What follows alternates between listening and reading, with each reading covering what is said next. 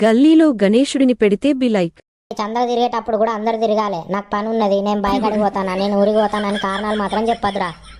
అరే ఫస్ట్ మనకు వినాయకుని స్పాన్సర్ దొరకబట్టుకోవాలరా. అరే మహేష్ అన్న ఎలక్షన్ లో నిలబడతాడట, ఈసారి ఆయననే ఇప్పిమందాంరా వినాయకుడిని. అవునరా, ఒకసారి రేపు పొద్దుగాల ఫస్ట్ మహేష్ అన్న ఇంటికి పోయి అడుగుదాం.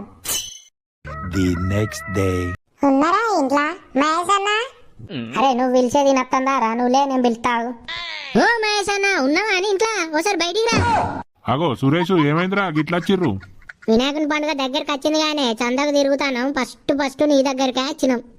ఫస్ట్ నా దగ్గరికి వచ్చిరా తమ్ముడు. ఎంత రాయాలి మరి? 1000 రూపాయలు రాయన్నా? ఏ ఊకోయే మహేష్ అన్న, నువ్వు 1000 రూపాయలు రాసినావు గాని. నువ్వు కూడా అందరు లెక్క చందరాస్తావానే? మహేష్ అన్న కాలనీ తరపున నువ్వు వినాయకుడిని ఇప్పించినావు అనుకో, నీకు పేరు ఉంటది మంచిగా. అవునే మహేష్ అన్న, మేము కూడా మంచిగా అందరికి చెప్తాం మహేష్ అన్న వినాయకుడిని ఇప్పిస్తాడని.